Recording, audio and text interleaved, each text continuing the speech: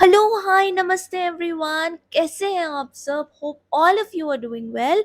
And अभी हम क्या करने वाले हैं, बहुत ही जल्दी फटाफट से बायोलॉजिकल क्लासिफिकेशन चैप्टर को एनसीईआरटी से हर एक वर्ड, हर एक लाइन, हर एक डायग्राम रिवाइज करने वाले हैं, ताकि हमारी दिमाग में ये बिल्कुल इम्प्रिंट हो जाए, बिल्कुल छप जाए, और हम बहुत अच्छे से सब कुछ याद करके एग्जाम में क्वेश्चन सॉल्व कर सकें। So let's get started. Since the dawn of civilization, there have been many attempts to classify living organisms. हम बहुत पुराने ज़माने से ही organisms को classify करना चाहते हैं। हम organisms को इसलिए नहीं classify करना चाहते क्योंकि हम science में develop कर रहे थे। पुराने ज़माने में हम जो classify करते थे organisms को, वो scientific नहीं होते थे। They were not scientific, but they were born out of a need to use organisms for our own use. हम अपने फ़ायदे के लिए organisms को classify करना चाहते थे। हम अपने फ़ायदे के लिए मीन्स हम फूड के लिए यूज़ करना चाहते थे ऑर्गेनिजम्स को, शेल्टर के लिए, क्लोथिंग के लिए, और इसी वजह से हम ऑर्गेनिजम्स को क्लासीफाई करना चाहते हैं। साइंटिफिक क्लासिफिकेशन नहीं, just classification based on our use. ऐसा कौन था जो फर्स्ट टाइम अर्लीस्ट अटेम्प्ट किया ऑर्गेनिजम्स को साइंटिफिक बेसिस के ऊपर आधारित होकर क्लासिफाई करने के लिए? Aristotle. So Aristotle, the father of biology, was the first person to attempt a scientific basis for classification. ठीक है, एरिस्टोटल पहली बार साइंटिफिक बेसिस दिया क्लासिफिकेशन का। Aristotle used simple morphological characters, बस बाहर से प्लांट्स एंड एनिमल्स, ऑर्गेनिजम्स कैसे दिख रहे थे, सिंपल मॉर्फोलॉजिकल कैरेक्टर्स के ऊपर बेस करके प्लांट्स को डिवाइड कर दिया into trees, shrubs and herbs, and animals को डिवाइड कर दिया into two groups of organisms जिनके पास एक रेड ब्लड थे, एनीमा, एंड जिनके पास रेड ब्लड नहीं थे, अनीमा। ठीक है, Linnaeus आया next after Aristotle, and Linnaeus gave two kingdom system of classification. और Linnaeus के two kingdom system of classification में कौन से दो kingdoms थे? Plantae and Animalia. ठीक है, now Plantae and Animalia में सारे plants and animals include हो गए थे, but failure क्या था system का, drawback क्या था? This system did not distinguish between eukaryotes and prokaryotes. Eukaryotes and prokaryotes को एक साथ रख दिया। यूकैरियोट्स मतलब जिनके न्यूक्लियस के बाहर न्यूक्लियर मेम्ब्रेन होता है, ठीक है, और प्रोकैरियोट्स मतलब बैक्टीरिया जिनके सेल के अंदर न्यूक्लियस साइटोप्लाज्म में फ्रीली प्रेजेंट होता है, कोई न्यूक्लियर मेम्ब्रेन नहीं होता। यूनिसेल्युलर एंड मल्टीसेल्युलर ऑर्गेनिजम्स को एक साथ रख दिया। कैसे? How can you do such a mistake? Photosynthetic organisms like green algae, non photosynthetic organisms like fungi को एक साथ रख दिया। ऑटोट्रॉफ्स, हेटेरोट्रॉफ्स को कैसे एक साथ रख सकते हो, right? Classification of organisms into plants and animals was easily done and was easy to understand, but a large number of organisms did not fall into either category. Easily हम plants and animals में organisms को classify तो कर रहे थे, but organisms सिर्फ plants और animals नहीं होते थे, protists, fungi, ये सब तो था ही नहीं, तो इन organisms को हम कहाँ रखते? They were neither plants nor animals. Hence the two kingdom system of classification used for a long time was found inadequate. इस system को inadequate घोषित कर दिया गया।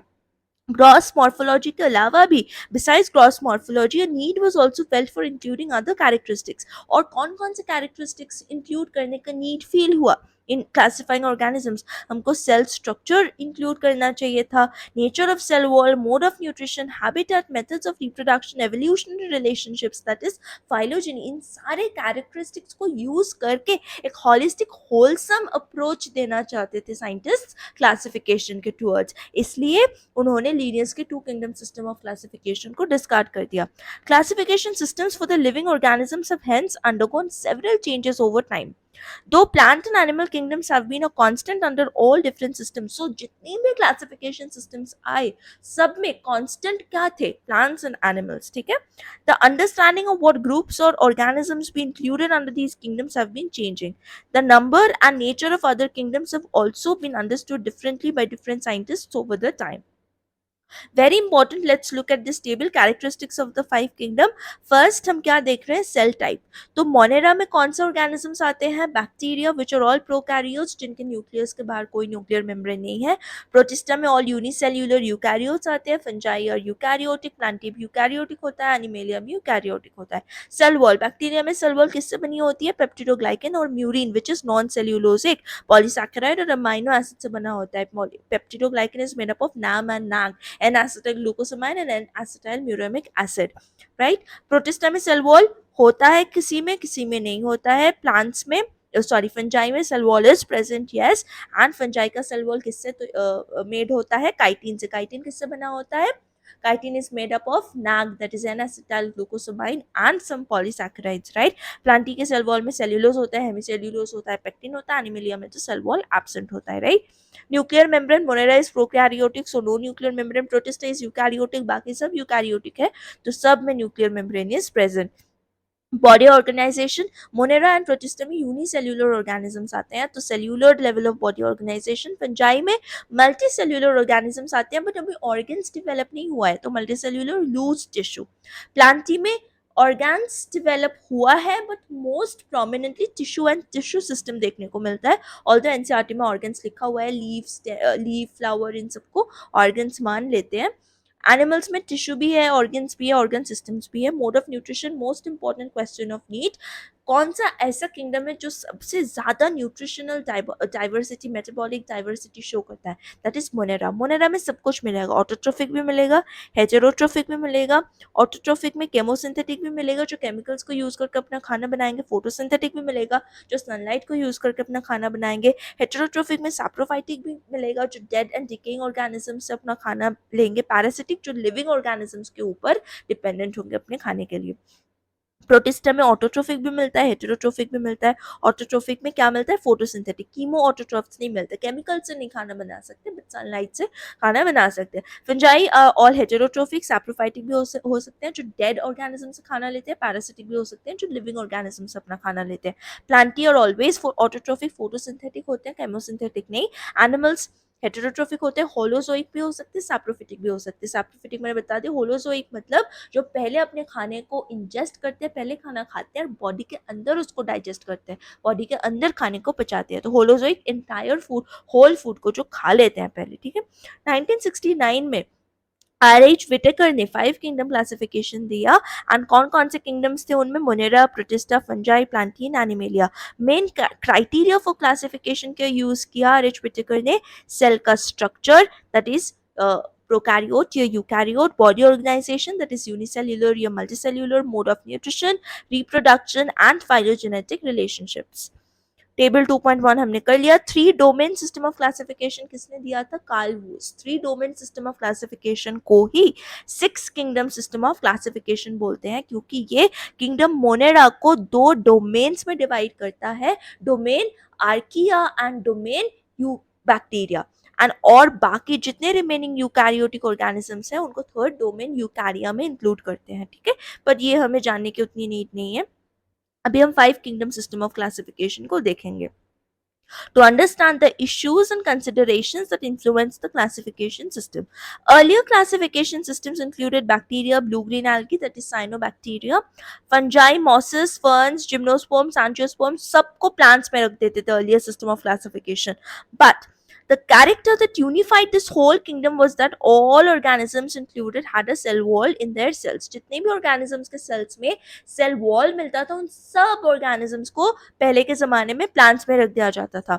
But क्या drawback हुआ?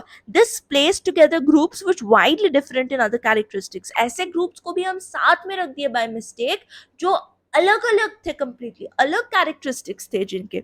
It brought together prokaryotic bacteria and blue-green algae, cyanobacteria with other groups which were eukaryotic. Eukaryotes, prokaryotes को साथ में रख दिया.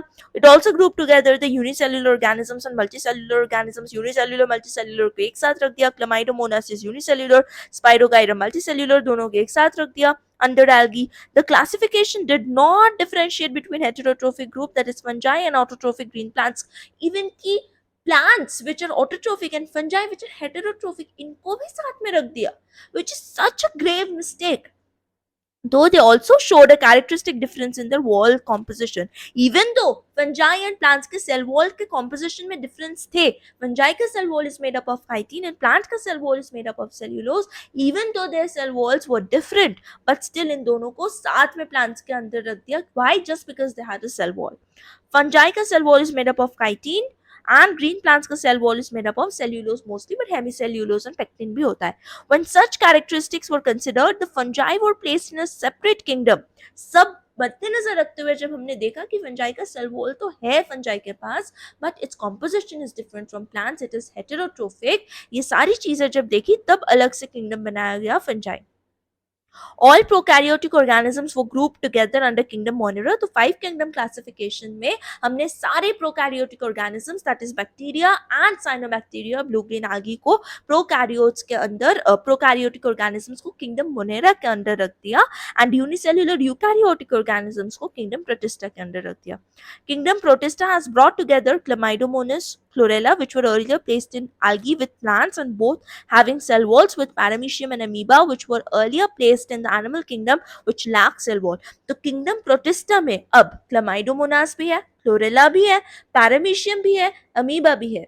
Chlamydomonas and Chlorella को earlier कहाँ रखा गया था? Algae के अंदर, that is in plant kingdom. But अभी Chlamydomonas and Chlorella are in the kingdom Protista और इनके पास cell wall है. और पैरामीशियम एंड अमीबा जिनको अर्लियर एनिमल किंगडम में रखा गया था क्योंकि इनके पास सेल वॉल नहीं था, अब ये भी किंगडम प्रोटिस्टा के अंदर ही आते हैं, प्रोटोजोअन्स है. ठीक है. It has put together organisms which in earlier classifications were placed in different kingdoms. तो kingdom protista में ऐसे organisms भी साथ में रख दिया गया है जो पहले के टाइम पे अलग अलग kingdoms में रख दिए गए थे. This happened, क्यों ऐसे हुआ? Because criteria for classification ही बदल गया. This kind of changes will take place in future too, depending on the improvement in our understanding of characteristics and evolutionary relationships.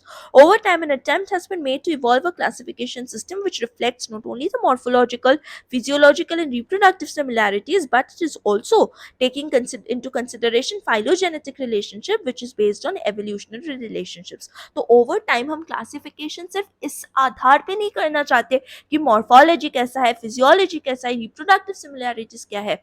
हम क्लासिफिकेशन में evolutionary relationship, ancestral history, phylogeny को भी equal importance देना चाहते हैं. In this chapter, we will study characteristics of kingdoms Monera, Protista, and fungi of the Whittaker system of classification. The kingdoms Plantae and Animalia, commonly referred to as plant and animal kingdoms respectively, will be dealt separately in chapters 3 and 4. वो हम आगे पढ़ेंगे, ठीक है? Now, first kingdom in the 5 kingdom classification कौन सा था? Kingdom Monera. तो kingdom Monera में कौन कौन से organisms present हैं? Bacteria. Both Archaebacteria, Eubacteria, and Cyanobacteria, as well as mycoplasma. ठीक है. तो bacteria are the sole members of the kingdom Monera. They are the most abundant microorganisms. तो आपको पूछा जाए कि most abundant microorganisms कौन है अर्थ में, आप क्या बोलेंगे? Bacteria. Bacteria हर जगह मिलता है. Hundreds of bacteria are present in a handful of soil. They also live in extreme habitats. Archaebacteria, for example, extreme habitats में रह सकते हैं जहाँ कोई और organism survive ही नहीं कर सकता. Like for example, hot springs, deserts, snow, deep oceans where very few other organisms and life forms can survive. Many of them live in or other organisms as parasites. Many bacteria organism के अंदर भी रह सकते हैं, endoparasites organism के body के ऊपर भी रह सकते हैं, एक्टोपैरासाइट्स. ठीक है. Bacteria are grouped under 4 categories based on their shape: the spherical coccus, the rod-shaped bacillus, the comma-shaped vibrio, and the spiral-shaped spirillum. तो bacteria on the basis of shape कितने तरह के होते हैं? कोकाई होते हैं, which are circular, bacilli which are rod shaped, and bacilli में क्या मिलते हैं? स्पोर्स. रिमेंबर, स्पोर्स सिर्फ और सिर्फ बैसिलाई में मिलते हैं. ठीक है. देन स्पाइरल बैक्टीरिया को क्या बोलते हैं? स्पिरुलम. और स्पाइरल बैक्टीरिया में फ्लैजेला भी है, and vibrio which are comma shape. ठीक है. Vibrio cholerae for example, which causes cholera. So this was the diagram for different types of bacteria, different shapes, different types of bacteria depending on their shapes. Now, though the bacterial structure is very simple, very important, bacteria का structure is simple, लेकिन bacteria का behaviour is very complex. Simple structure है, prokaryote है, ठीक है, कोई membrane bound organelle नहीं है, न्यूक्लियस के बाहर न्यूक्लियर मेम्ब्रेन नहीं है, very simple organisms, but behaviour is very complex. अभी देखा हमने कितना ज्यादा मेटाबॉलिक डाइवर्सिटी शो करता है. Compared to many other organisms, bacteria as a group show the most extensive metabolic diversity. Very important, most extensive metabolic diversity. Some of the bacteria are autotrophic. कोई bacteria autotrophic हो सकते हैं, then synthesize their own food from inorganic substrates. Inorganic substrates से जो अपना खाना खुद बनाते हैं उनको chemosynthetic bacteria बोलते हैं. They may also be photosynthetic autotrophic. sun की light से खाना बना सकते हैं, chemosynthetic autotrophic.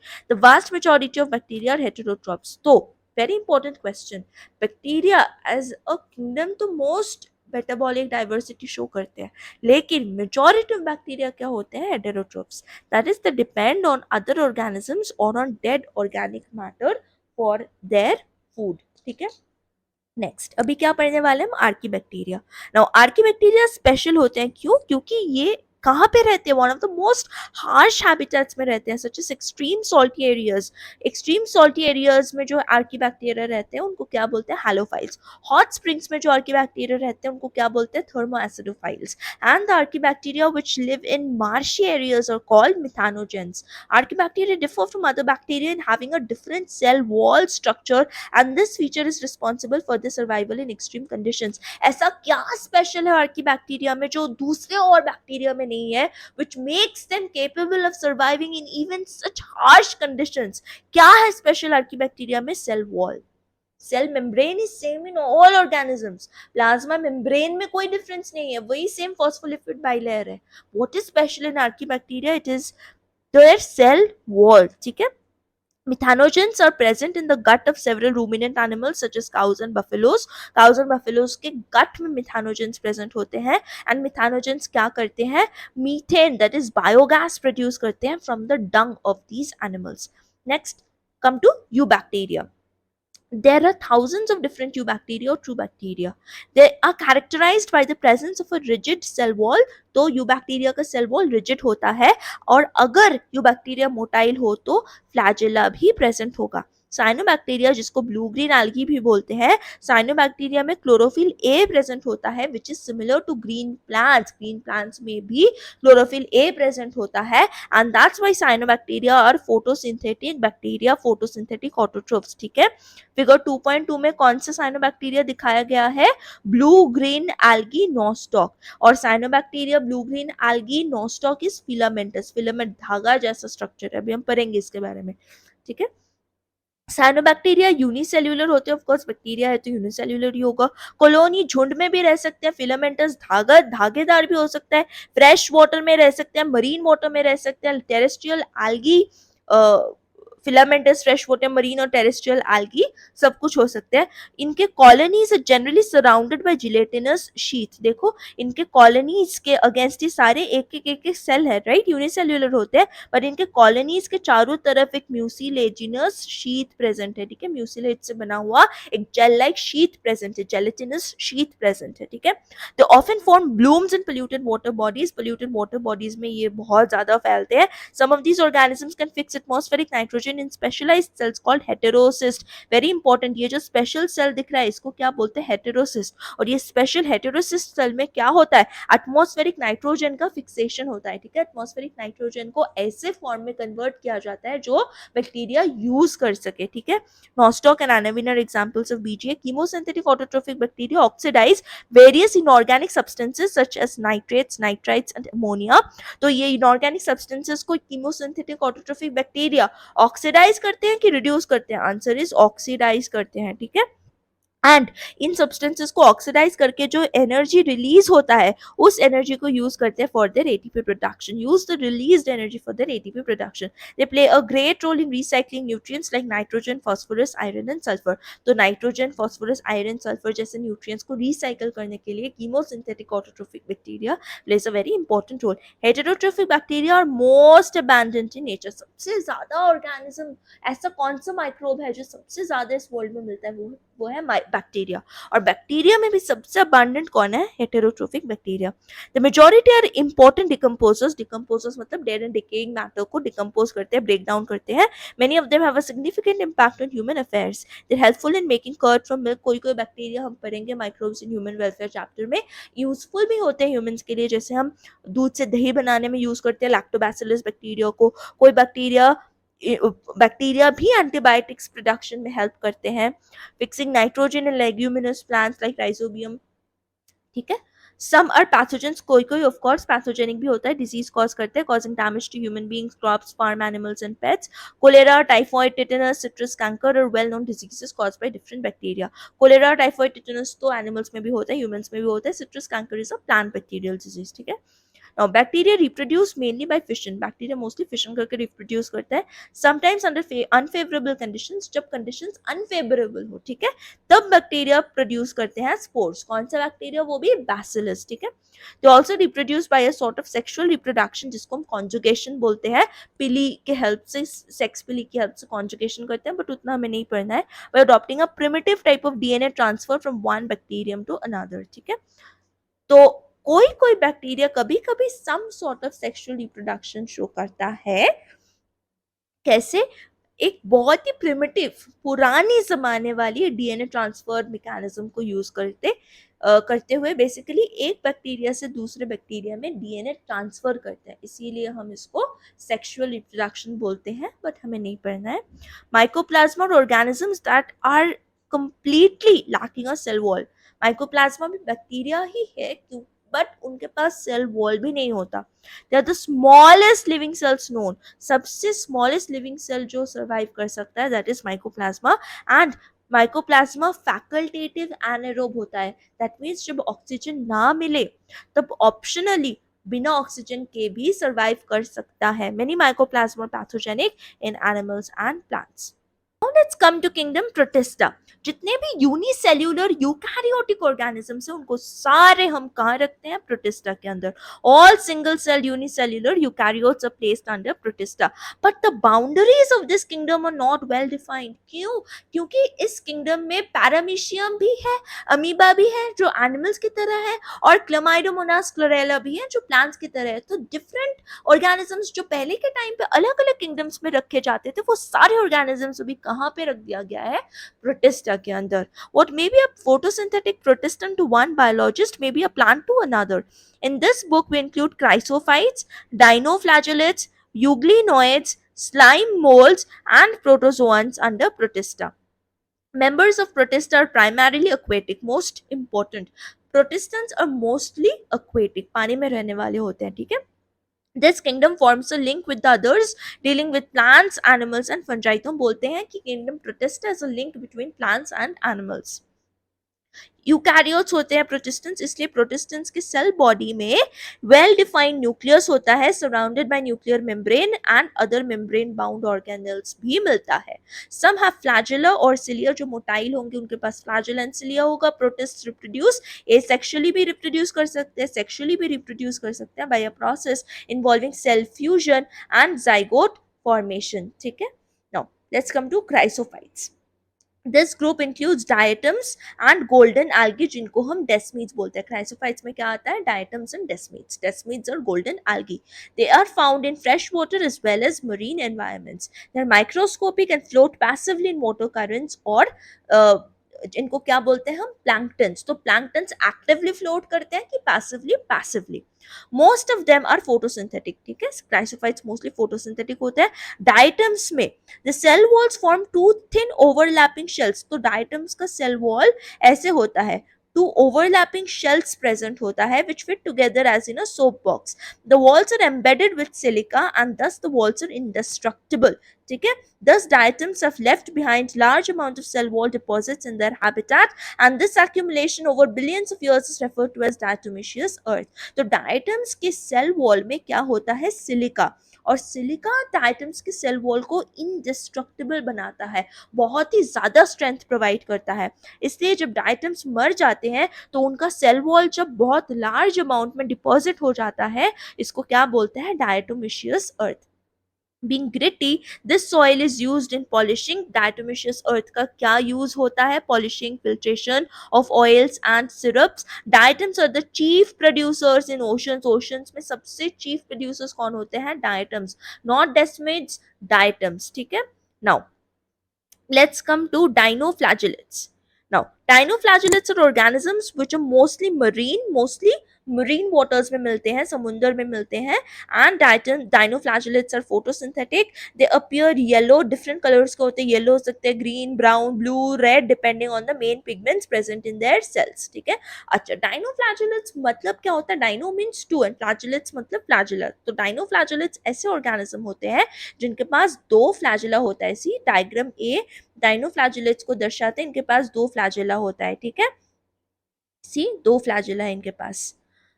The cell wall has stiff cellulose plates on the outer surface. Dinoflagellates के cell wall में cellulose मिलता है, and most of them have two flagella. एक flagella longitudinal होता है और दूसरा transverse होता है, and they're present in a furrow between the cell wall plates. Cell wall के plates के बीच में जो गड्ढा होता है, जो furrow होता है, वहां पे present होता है दो flagella, एक longitudinal, एक transverse. Very often, red dinoflagellates, for example, goniolacs, undergo such rapid multiplication that they make the sea appear red. So, red tides is caused by which organism? Dinoflagellate. Example, goniolacs. Goniolacs इतना rapid multiplication करता है कि पूरा समुंदर red हो जाता है. Now, toxins released by such large numbers may even kill other marine animals such as fishes. तो red tide की वजह से बहुत marine animals like fishes की death भी हो जाते हैं because they produce toxins. Next, come to euglenoids. Look at the diagram of euglena, which is an euglenoid. This is an euglenoid. ठीक है, majority of euglenoids fresh water में रहते हैं, mostly stagnant water में रहते हैं, रुका हुआ पानी में रहने वाले होते हैं, like lakes and ponds. इनके पास cell wall तो नहीं है. Instead of a cell wall, they have a protein rich layer called pellicle which makes their body flexible. तो यूग्लिना के पास cell wall तो नहीं है, लेकिन एक layer है which is rich in protein which makes their body flexible. They have two flagella. Euglena के पास भी सी दो flagella present है, एक शॉर्ट है एंड दूसरा लॉन्ग है. Though they are photosynthetic in the presence of sunlight, लेकिन जब सनलाइट ना मिले तब euglenoids will behave like heterotrophs by predating on other small organisms. Interestingly, the pigments of euglenoids are identical to those present in higher plants, that is chlorophyll A and B. Now, next come to slime molds. ठीक है, figure C is the diagram of slime mould. ये slime mould के plasmodium का diagram है. Slime mould saprophytic protists होते हैं. Their body moves along decaying twigs and leaves engulfing organic material. Under suitable conditions they form an aggregation. suitable जब condition होता है तो स्लाइम मोल्ड्स क्या बनाता है, एक कॉलोनी बनाता है जिसको प्लाज्मोडियम बोलते हैं. This is the plasmodium colony of slime molds which may grow and spread over several feet. जब कंडीशन अनफेवरेबल हो जाता है तब क्या करता है, प्लाज्मोडियम डिफरेंशिएट करता है, फ्रूटिंग बॉडीज बनाता है. और फ्रूटिंग बॉडीज में क्या होता है, स्पोर्स होता है फ्रूटिंग बॉडीज के टिप्स में. The spores possess two walls. Spores में टू वॉल्स प्रेजेंट होते हैं. They're extremely resistant and survive for many years. Spores unfavourable condition में बनता है एंड प्लाज्मोडियम फेवरेबल कंडीशन में मिलता है. ठीक है, spores are dispersed by air currents. Spores water से नहीं डिस्पर्स हो सकते, स्पोर्स सिर्फ एयर से डिस्पर्स होते हैं. Protozoans. All protozoans are heterotrophs and live as predators or parasites. Protozoans सारे के सारे all heterotrophs होते हैं, predators either or parasites. They are believed to be primitive relatives of animals. Primitive animals होते हैं. ठीक है, there are four major groups of protozoans: amoeboid protozoans, flagellated protozoans, ciliated protozoans and sporozoans. Amoeboid protozoans are organisms जो fresh water में भी रह सकते हैं, sea water, moist soil. They move and capture their prey by putting out pseudopodia or false feet as in amoeba. Amoeboid protozoan का क्या example है, amoeba. तो pseudopodia के हेल्प से they capture their food. Marine forms have silica shells on their surface. जो marine forms होते हैं amoeboid protozoans के, उनके पास silica होता है on their surface. Some of them such as entamoeba are parasites. Entamoeba causes entamoeba histolytica. Remember, flagellated protozoans में क्या होता है, फ्लैजिला होता है. Of course that's why they are called flagellated. ये फ्री लिविंग भी हो सकते हैं, पैरासिटिक भी हो सकते हैं. Parasitic forms cause diseases such as sleeping sickness. Sleeping sickness is caused by trypanosoma. ठीक है. Ciliated protozoans aquatic होते हैं, actively moving organisms because of the presence of thousands of cilia. Thousands of cilia होने की वजह से बहुत अच्छे से ये लोग मूव करते हैं. इनके पास एक कैविटी होता है जिसको गलेट बोलते हैं, which opens to the outside of the cell surface, जो बाहर की तरफ खुलता है. The coordinated movement of rows of cilia causes the water laden with food to be steered into the gullet. क्या होता है, cilia thousands numbers में present होते हैं और एक ही डायरेक्शन में, ठीक है, in one particular direction coordinated movement show करता है जिसकी वजह से पानी में जो खाना है वो उनके गलेट के अंदर घुस जाता है. ठीक है, example is paramecium. This is the diagram of paramecium. Okay, be careful. Sporozoans में डाइवर्स ऑर्गेनिजम्स होते हैं that have an infectious spore like stage in their life cycle. तो स्पोरोजोन्स के लाइफ साइकिल में स्पोर बनता है which is their infectious stage. Most notorious sporozoan क्या है? Plasmodium which is the malaria parasite that causes malaria, a disease which has a staggering effect on human population. Next, let's come to kingdom fungi. Now, kingdom fungi में unique kingdom fungi constitute a unique kingdom, एक unique kingdom है of heterotrophic organism. सारे fungi heterotrophic होते हैं and multicellular होते हैं except yeast. Yeast is the only unicellular fungi. Remember, they show great diversity in morphology and habitat. ये कैसे दिखते हैं बाहर से, इसमें भी बहुत ज्यादा डाइवर्सिटी है, और कहाँ रहते हैं हैबिटेट, उसमें भी बहुत ज्यादा डाइवर्सिटी है। You must have seen fungi on a moist bread, bread में भी मिलते हैं, रोटन फ्रूट्स में भी मिलते हैं, जो हम कॉमन मशरूम खाते हैं वो भी फंजाई है, टोडस्टूल्स भी फंजाई है, जो व्हाइट स्पॉट्स दिखते हैं हमें मस्टर्ड के लीव्स के ऊपर वो भी पैरासिटिक फंगस है, Albugo which causes white rust of mustard. Wheat पे पक्सीनिया वीट का रस्ट कॉज करता है। यूनिसेल्यूलर फंजाई का example is yeast, it is used to make bread and beer. Saccharomyces cerevisiae को brewer's yeast and baker's yeast दोनों ही बोलते हैं। Remember, brewer's yeast because it's used to make wine and beer, and baker's yeast because it is used to make bread. Other fungi diseases in plants and animals क्या है? wheat rust कौन सा organism cause करता है? Puccinia. And some are the source of antibiotics like penicillium is a fungi जिनसे antibiotics मिलता है। Fungi cosmopolitan होते हैं, हर जगह मिलता है, air water soil animals plants सब जगह मिलता है। They prefer to grow in warm and humid places, very important. इसलिए हम खाना फंजाई और बैक्टीरिया से फ्री रखना चाहते हैं, प्रोटेक्ट करना चाहते हैं, तो फ्रिज में रखते हैं कि fridge is cold, but fungi कहाँ ग्रो करता है? वार्म एंड ह्यूमिड प्लेसेस में। Have you ever wondered why we keep food in the refrigerator? Yes, because refrigerator is cold, तो कोल्ड प्लेस में फंजाई एंड बैक्टीरिया नहीं grow कर पाएंगे, prevent food from going bad due to bacteria and fungal infections. Now with the exceptions of yeast, yeast को छोड़ के बाकी सारे फंजाई फिलामेंटस एंड मल्टीसेल्यूलर होते हैं। फंजाई की बॉडी लंबा होता है, धागेदार होता है, स्लेंडर पतला थ्रेड लाइक स्ट्रक्चर्स होता है, जिसको क्या बोलते हैं? हाइफी, और बहुत सारे हाइफी एक नेटवर्क बनाता है जिसको माइसीलियम बोलता है। ठीक है, तो एक धागा इज हाइफी और बहुत सारे हाइफी ऐसे गुच्छा बना के जो फंजाई बनाता है उसको हम क्या बोलते हैं? उसको हम माइसीलियम बोलते हैं। ठीक है, now some hyphae are continuous tubes filled with multi nucleated cytoplasm. कुछ कुछ हाइफी ऐसे होते हैं ट्यूब लाइक जिनके अंदर बहुत सारे न्यूक्लियस प्रेजेंट होते हैं, इनको बोलते हैं मल्टी न्यूक्लिएटेड सिनोसिटिक और सिनकाइटियल hyphae. ठीक है, now these are called syncytic hyphae or syncytial or multinucleated. Others have septae or cross walls in their hyphae. अगर hyphae में cross walls present हुए से तो उनको septate या क्रॉस वॉल्ड हाइफी बोलेंगे।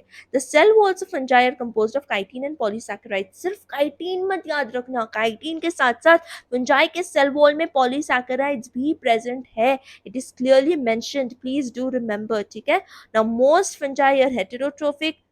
ठीक है, अपना खाना खुद नहीं बना सकते, absorb soluble organic matter from dead substrate से अपना सोल्यूबल ऑर्गेनिक मैटर एब्जॉर्ब करते हैं, अपना खाना डेड ऑर्गेनिज्म से लेते हैं, सैप्रोफाइट्स बोलते हैं।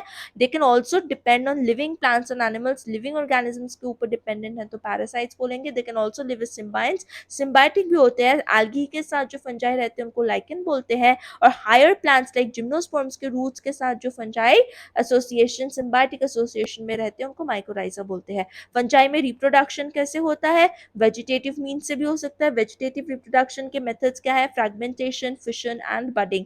एसेक्सुअल रिप्रोडक्शन कैसे होते हैं? With the help of spores. Asexual spores are formed by mitosis, therefore asexual spores जितने भी हैं सारे एसेक्सुअल स्पोर्स हैप्लॉइड होते हैं। एसेक्सुअल स्पोर्स के एग्जांपल्स क्या है? Conidia, sporangiospores and ज़ूस्पोर्स।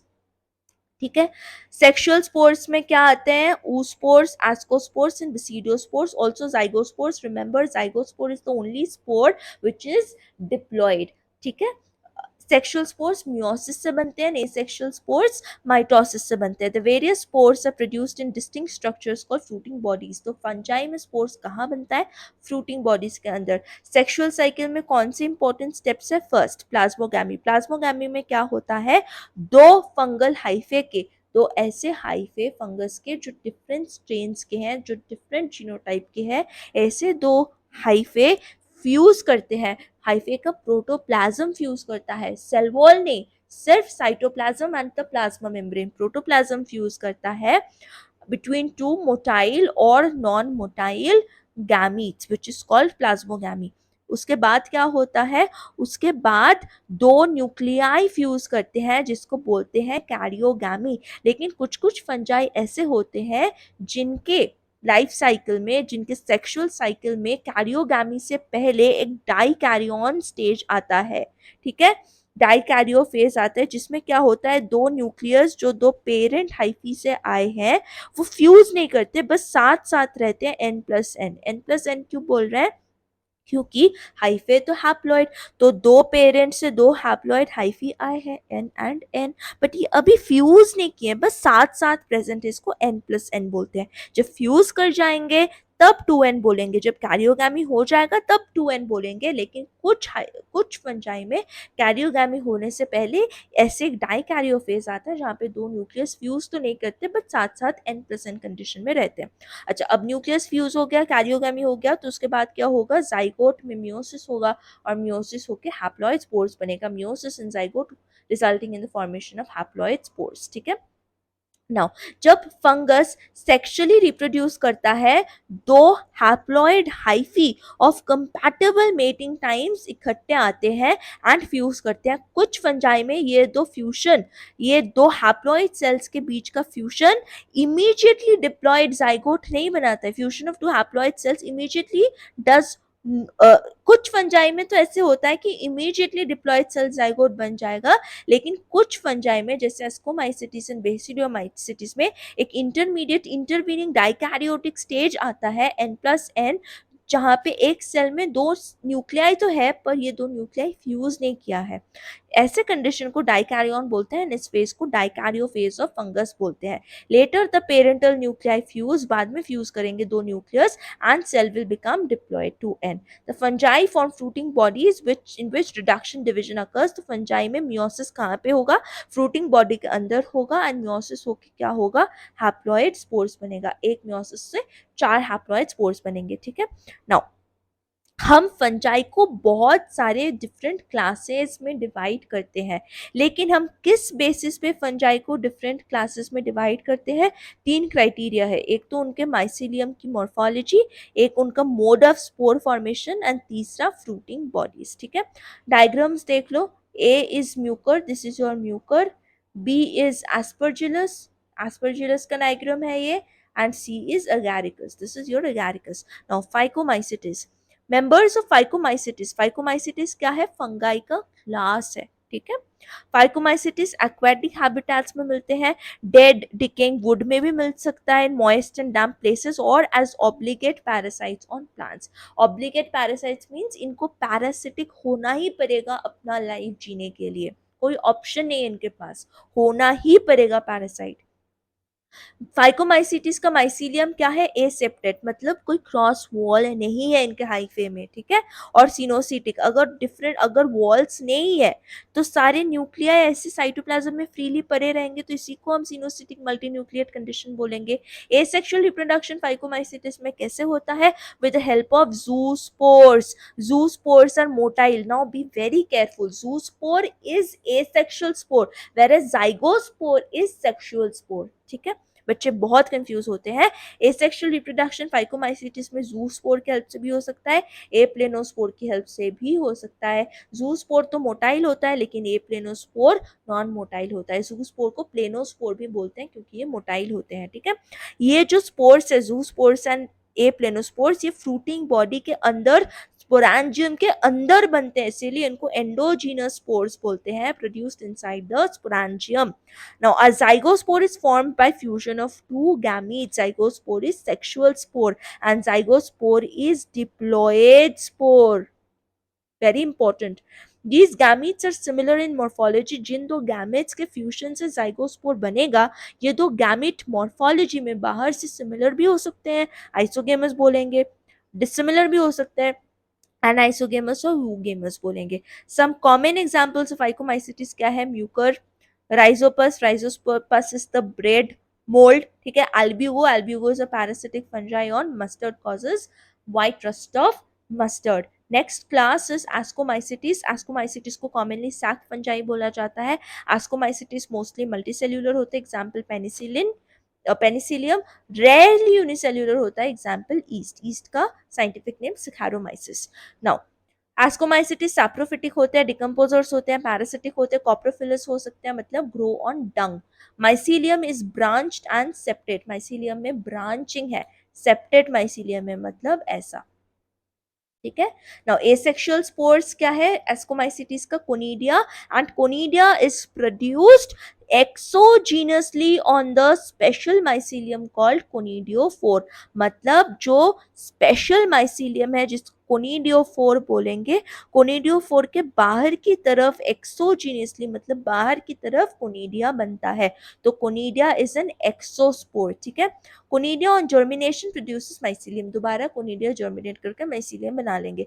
Sexual spore क्या होता है एस्कोमाइसिटीज का? Ascospore. Ascospore are produced endogenously in sac like asci, जिसको सिंगुलर एस्कस बोलते हैं. तो फ्रूटिंग बॉडी होता है, फ्रूटिंग बॉडी को हम क्या बोलते हैं? एस्कोकार्प. इस फ्रूटिंग बॉडी और एस्कोकार्प में क्या होता है? एस्काई, जिसको सैक बोलते हैं. और इस सैक के अंदर एंडोजिनियसली एस्कोस्पोर्स प्रोड्यूस्ड होते हैं. ठीक है.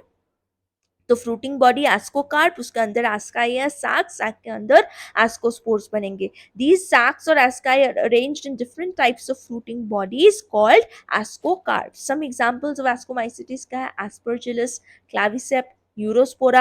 यूरोस्पोरा is very important. Why? Because it is used extensively in biochemical and genetic work. यूरोस्पोरा को Drosophila of the plant kingdom भी बोला जाता है. Many members like morels and truffles are edible and are considered delicacies. ठीक है. Be careful, morels and truffles are ascomycetes and do not basidiomycetes. ठीक है. Next let's come to basidiomycetes. basidiomycetes को commonly हम क्या बोलते हैं? ब्रैकेट फंजाई या मशरूम्स या पफ बॉल्स. ये सॉइल में ग्रो करते हैं, लॉग्स में, ट्री स्टम्प्स पे, लिविंग प्लांट बॉडीज पे. पैरासाइट्स भी हो सकते हैं like rust that is Puccinia and smut that is Ustilago. इनका माइसीलियम ब्रांच्ड होता है, सेप्टेड होता है, क्रॉस वॉल होता है. Asexual spores are generally not found. Very important, basidiomycetes में एसेक्सुअल स्पोर्स नहीं मिलता है, लेकिन वेजिटेटिव रिप्रोडक्शन फ्रैगमेंटेशन के थ्रू होता है and it's very common. Sex organs basidiomycetes में कंप्लीटली एब्सेंट होते हैं, लेकिन प्लाज्मोगैमी होता है. ठीक है. Plasmogamy is brought about by the fusion of two vegetative और सोमैटिक सेल्स. प्लाज्मोगैमी में सेक्स ऑर्गन्स का कोई रोल नहीं होता. दो वेजिटेटिव या बॉडी या somatic cells of different strains या जीनोटाइप फ्यूज करते हैं. रिजल्टेंट स्ट्रक्चर को डाइकैरियोटिक बोलते हैं. Resultant structure is dikaryotic which ultimately gives rise to basidium. ठीक है. बेसिडियम में फिर न्यूक्लियाई फ्यूज करेंगे, कैरियोगैमी होगा एंड मियोसिस होगा, which will lead to the formation of 4 basidiospores. तो कैरियोगैमी एंड मियोसिस का साइट क्या है? बेसिडियम. बेसिडियोस्पोर्स एक्सोजीनियसली प्रोड्यूस्ड होते हैं, एक्सोस्पोर्स होते हैं बेसिडियम के ऊपर, एक्सोजीनियसली प्रोड्यूस्ड होते हैं. Fruiting bodies basidiocarp. बेसिडियोकार्प में बेसिडियम होता है जिसके बाहर एक्सोजीनियसली 4 बेसिडियोस्पोर्स बनते हैं. Basidia are arranged in fruiting bodies called basidiocarp. Common members क्या है? Agaricus. Agaricus is mushroom. Eustilago is smut and Puccinia is rust fungus. Next come to deuteromycetes. Deuteromycetes का कोई sexual form नहीं है. Very important. Very very important. Basidiomycetes में कोई asexual reproduction नहीं होता, एसेक्सुअल स्पोर्स नहीं है, सेक्स ऑर्गन्स नहीं है. ड्यूटेरोमाइसिटीज में कोई सेक्सुअल फॉर्म नहीं है.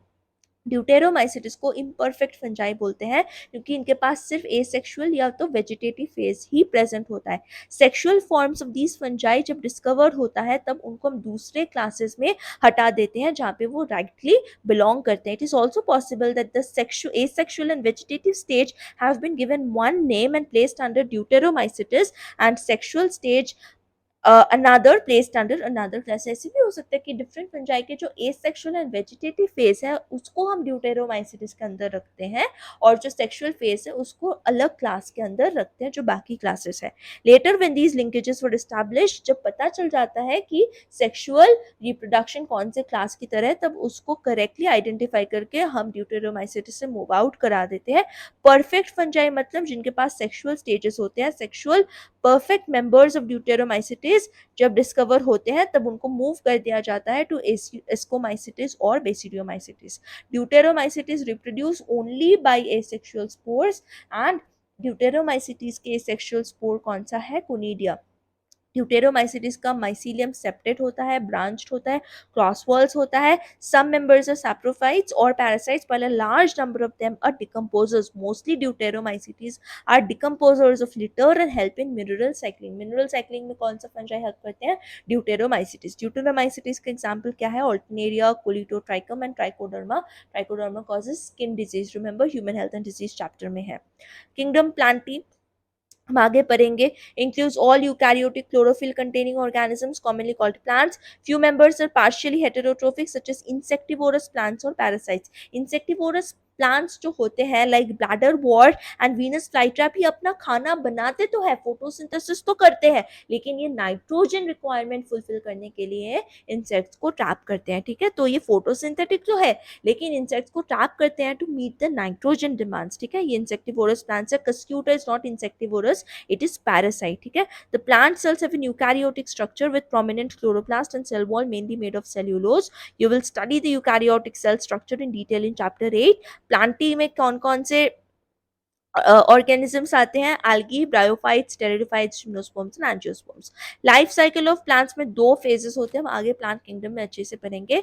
एक स्पोरोफाइटिक फेज होता है जो कि डिप्लॉयड होता है, 2n होता है, और एक हैप्लॉयड गैमेटोफाइटिक फेज होता है विच इज n. एंड ये दो phase alternation of generation show करते हैं, they alternate with each other. ठीक है, the lengths of the haploid and diploid phases, कितने ड्यूरेशन के लिए ये रहेंगे, एंड अपने and whether these phases are free living और डिपेंडेंट ऑन ईच अदर. ये जो गैमेटोफाइटिक एंड स्पोरोफाइटिक फेजेस है, ये फ्री लिविंग होंगे, अपने से रह सकते हैं कि एक दूसरे के ऊपर डिपेंड करते हैं, ये सब वैरी करता है among different groups of plants. इस फिनोमिनन को ऑल्टरनेशन ऑफ जनरेशन बोलते हैं, जो हम आगे पढ़ेंगे प्लांट किंगडम में. किंगडम एनिमलिया भी हम आगे एनिमल किंगडम में अच्छे से पढ़ेंगे. इस किंगडम में क्या होते हैं? हेटेरोट्रोफिक यूकैरियोटिक होलोजोइक ऑर्गेनिजम्स होते हैं जो मल्टी सेल्यूलर होते हैं, जिनके पास कोई सेल वॉल नहीं होता. दे डायरेक्टली और indirectly depend on plants for food. They digest their food in an internal cavity and store food reserves. कैसे एनिमल्स फूड स्टोर करते हैं? ग्लाइकोजन और fat. Mode of nutrition holozoic होता है, फूड को पूरा इंजेस्ट करके फिर गलाते हैं, पचाते हैं, डाइजेस्ट करते हैं. डेफिनेट ग्रोथ होता है एनिमल्स में, and they grow into adults and have a definite shape and size. Higher forms show elaborate sensory and neuromotor mechanism. ठीक है, most of them are capable of locomotion. Animals locomotion कर सकते हैं, we all know. Next come to viruses, viroids, prions and lichens. 5 kingdom classification में Whittaker ने virus, viroid, prion, lichen, इन किसी भी चीज के बारे में कोई मेंशन नहीं किया, कोई बात नहीं किया. ठीक है, लाइकेंस, वायरस, वायरॉइड्स, प्रायॉन्स, ये ए सेल्यूलर होते हैं. ठीक है, वायरस, वायरॉइड्स, प्रायॉन्स ये ए सेल्यूलर होते हैं, इनके पास कोई सेल नहीं होता. All right, now these are briefly introduced here. All of us who have studied the ill effects of common cold or flu know what effects viruses can have on us, even if we do not associate it with our condition. Viruses did not find a place in classification, 5 kingdom classification में virus को कोई place नहीं दिया गया, क्योंकि इनके पास कोई cell ही नहीं है. They are not considered truly living. इनको हम ट्रूली लिविंग मान ही नहीं सकते. They the connecting link between living and non living. If you understand living as those organisms which have a cell structure, हम living उन organisms को ही बोलते हैं जिनके पास एक proper cell structure है. लेकिन viruses तो acellular है, non cellular, इनके पास कोई भी सेल नहीं है, ये बस inert crystalline structure है, जो host के बॉडी के अंदर तो लिविंग है, लेकिन होस्ट के बॉडी के बाहर सिर्फ एक प्रोटीन का क्रिस्टल है, नॉन लिविंग है. ठीक है, आउटसाइड लिविंग सेल बस एक इनर्ट क्रिस्टलाइन स्ट्रक्चर है. डायग्राम में टोबैको मोज़ेक वायरस का है. ठीक है, इसमें टोबैको मोज़ेक वायरस में genetic material is RNA and virus is basically nucleoprotein. Right, virus दो ही चीजों से बना होता है, एक बाहर का प्रोटीन का कोट जो कि हम जिसको कैप्सिड बोलते हैं. कैप्सिड बहुत सारे छोटे छोटे यूनिट ऐसे कैप्सोमियर्स से बने होते हैं. These are the small units of capsids called capsomeres. And virus के पास एक जेनेटिक मटेरियल होता है, इट्स ईदर डीएनए और आरएनए. वायरस में डीएनए एंड आरएनए दोनों एक साथ कभी नहीं हो सकते, एक टाइम पे ईदर आरएनए होगा या तो डीएनए होगा. एंड नेक्स्ट इज बैक्टीरियोफाज, ऐसा वायरस जो बैक्टीरिया के ऊपर अटैक करता है. ठीक है, बैक्टीरियोफाज का डायग्राम देख लो. हेड है, दिस इज द कॉलर, ये जो दिख रहा है ये शीथ है, एंड ये टेल फाइबर्स है. ठीक है, नाउ जब वायरस एक होस्ट सेल को इन्फेक्ट कर लेता है, तब वायरस क्या करता है? होस्ट सेल की कंप्लीट मशीनरी को टेक ओवर करके अपने होस्ट के अंदर ही, होस्ट सेल के अंदर ही अपने आप को रेप्लिकेट करके मल्टीप्लाई करते हैं, होस्ट सेल को मार डालते हैं। नाउ वायरस का मतलब ही होता है वीनम या पॉइजनस फ्लूइड। डिमिट्री इवानोव्स्की 1892 में रिकॉग्नाइज किया ऐसे कुछ माइक्रोब्स जो प्लांट्स में, टोबैको प्लांट में मोज़ेक डिसीज कॉज कर रहा था। और उन्होंने ये देखा कि ये जो ऑर्गेनिज्म है जो टोबैको प्लांट में मोज़ेक डिजीज कॉज कर रहा है, ये तो बैक्टीरिया से भी छोटा है, क्योंकि ये बैक्टीरिया प्रूफ फिल्टर से भी पास कर रहा है। तब जाके 1898 में बेजरिंग ने क्या बोला कि जिन प्लांट्स को ये वायरस अफेक्ट कर चुका है, इन्फेक्ट कर चुका है, ऐसे इन्फेक्टेड टोबैको प्लांट से जब हमने एक फ्लूइड एक्सट्रैक्ट किया, उन्होंने बेजरिंग ने फ्लूइड एक्सट्रैक्ट किया from the infected tobacco plant, तब उन्होंने देखा कि ये फ्लूइड दूसरे हेल्दी प्लांट्स को भी इन्फेक्ट करने के काबिल है। तो उन्होंने इस फ्लूइड को क्या नाम दिया? Contagium vivum fluidum, infectious living fluid, एक living fluid which is infectious. ठीक है, सो 1898 में very important, Beijerinck demonstrated that the extract of the infected plants of tobacco could cause infection in healthy plants and named this new pathogen, very important, virus नाम किसने दिया था? Beijerinck ने इस new pathogen को वायरस नाम दिया। Letter 1935 में स्टैनले ने वायरस को क्रिस्टलाइज करके दिखाया एंड बोला कि इसके क्रिस्टल में मोस्टली प्रोटीन्स ही प्रेजेंट है, ये होस्ट सेल के बाहर इनर्ट होता है, नॉन रिएक्टिव होता है, नॉन लिविंग होता है outside the specific host cell. Virus is obligate parasite है, मतलब इसको लिविंग प्रॉपर्टीज, लिविंग ऑर्गेनिज्म के कैरेक्टरिस्टिक्स शो करना है तो होस्ट सेल के अंदर पैरासाइट बन के ही रहना पड़ेगा, कोई और ऑप्शन नहीं है। In addition to proteins, virus के अंदर जेनेटिक मटेरियल भी प्रेजेंट होता है विच इज ईदर आरएनए और डीएनए, दोनों एक साथ कभी नहीं हो सकते। No virus contains both DNA and RNA. Virus is a nucleoprotein, nucleic acid, DNA और आरएनए एंड प्रोटीन कोड, यही दो चीजों से बना होता है वायरस। इनका जेनेटिक मटीरियल इन्फेक्शियस होता है। Protein is not infectious, the capsid is not infectious, the genetic material is infectious. In general viruses जो प्लांट्स को इन्फेक्ट करते हैं उनके पास सिंगल स्ट्रैंडेड एसएस आरएनए होते हैं, और जो वायरस एनिमल्स को इन्फेक्ट करते हैं उनके पास या तो एसएस आरएनए होगा, या तो डबल स्ट्रैंडेड आरएनए होगा, या तो डबल स्ट्रैंडेड डीएनए होगा, कभी भी सिंगल स्ट्रैंडेड डीएनए नहीं हो सकता।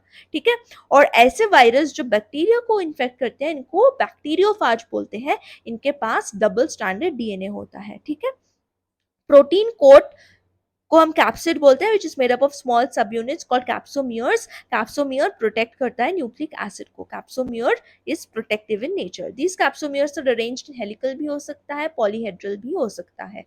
नाउ वायरसेस कौन कौन से डिसीज कॉज करते हैं? Mumps, smallpox, herpes, influenza, AIDS जो कि ह्यूमंस में होता है, it's a viral disease, acquired immunodeficiency syndrome. Plants में वायरस कौन कौन से सिम्टम्स कॉज करते हैं? मोज़ेक फॉर्मेशन, दाग धब्बा, लीफ रोलिंग, लीफ रोल हो जाता है, कर्ल हो जाता है, येलो हो जाता है, वेन क्लियरिंग हो जाता है, प्लांट्स ग्रो नहीं करते, डोवर्फिज्म, स्टंटेड ग्रोथ। ठीक है, वायरोइड्स मतलब ऐसा वायरस, ऐसा ऑर्गेनिज्म जो वायरस से भी छोटा है, स्मॉलर देन वायरसेस, इनके पास कोई प्रोटीन कोट नहीं होता, इसीलिए इनको हम वायरोइड बोलते हैं, डिवॉइड ऑफ प्रोटीन कोट। 1971 में टीओ डाइनर ने क्या डिस्कवर किया? न्यू इन्फेक्शियस एजेंट जो वायरस से भी छोटा है और पोटैटो में potato spindle tuber disease cause करता है।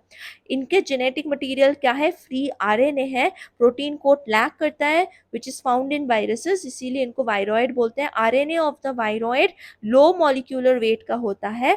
Next is prions. प्रायोन्स क्या होते हैं? एबनॉर्मली फोल्डेड प्रोटीन होता है। प्रायोन्स के पास कोई जेनेटिक मटेरियल नहीं होता, ये इन्फेक्शियस न्यूरोलॉजिकल डिजीजेस कॉज करता है, एंड ये क्या होता है? Similar in size to viruses होता है। वायरोइड्स तो वायरस से छोटा है, लेकिन प्रायोन्स और वायरसेस का साइज ऑलमोस्ट सिमिलर होता है। प्रायोन्स को क्या बोलते हैं? एबनॉर्मली फोल्डेड प्रोटीन्स बोलते हैं। ठीक है, मोस्ट नोटेबल डिजीज जो ये कॉज करता है क्या है? बोवाइन स्पॉन्जिफॉर्म एंसेफेलोपैथी, बीएसई, जो मैड काउ डिजीज होता है कैटल्स में, एंड मैड काउ डिजीज जो कैटल्स में होता है उसके जैसा ही डिजीज जो ह्यूमंस में होता है उसको क्या बोलते हैं? सियर Jakob disease caused by prions. Next is lichens. Lichens क्या होते हैं? सिम्बायोटिक एसोसिएशंस होते हैं बिटवीन फंजाई एंड एल्गी, ठीक है, म्यूचुअली यूजफुल एसोसिएशंस होते हैं एल्गी और फंजाई के बीच में। एल्गल कंपोनेंट को क्या बोलते हैं, फाइकोबायंट। फंगल कंपोनेंट को क्या बोलते हैं, माइकोबायंट, जो कि ऑटोट्रोफिक होता है एल्गल कंपोनेंट एंड हेटेरोट्रोफिक होता है फंगल कंपोनेंट। नाउ एल्गी क्या काम करता है लाइकेन में, फूड प्रिपेयर करता है फंजाई के लिए, और फंजाई एल्गी के लिए क्या हेल्प करता है, एल्गी को शेल्टर प्रोवाइड करता है और मिनरल एंड वाटर अब्सॉर्ब करके एल्गी को देता है। So close is the association that if one saw a lichen in nature, one would never imagine that they had two different organisms within them. Lichens pollution के अच्छे indicators होते हैं क्योंकि ये वैसी जगह पे नहीं ग्रो करते हैं जहाँ पे pollution हो, ठीक है। समरी भी पढ़ लेते हैं, कुछ नहीं छोड़ेंगे, एनसीईआरटी का हर एक वर्ड, हर एक लाइन, हर एक डायग्राम पढ़ेंगे, कुछ नहीं छोड़ेंगे। Biological classification of plants and animals was first proposed by Aristotle on the basis of simple morphological characters. Linnaeus later classified all living organisms into two kingdoms, Plantae and Animalia. Whitaker proposed an elaborate five-kingdom classification, Monera, Protista, Fungi, Plantae, and Animalia. The main criteria of the five-kingdom classification were cell structure, body organization, mode of nutrition, and reproduction and phylogenetic relationships. In five kingdom classification, bacteria are included in kingdom Monera. Bacteria are the cosmopolitan in distribution. These organisms show the most extensive metabolic diversity. Bacteria may be autotrophic or heterotrophic in their mode of nutrition.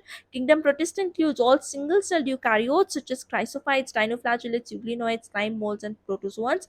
Protists have defined nucleus and other membrane-bound organelles. They reproduce both asexually and sexually. Members of kingdom Fungi show a great diversity in structure and habitat. Most fungi are saprophytic in their mode of nutrition. They show asexual and sexual reproduction, both. Phycomycetes, Ascomycetes, Basidiomycetes, and Deuteromycetes are the four classes under this kingdom.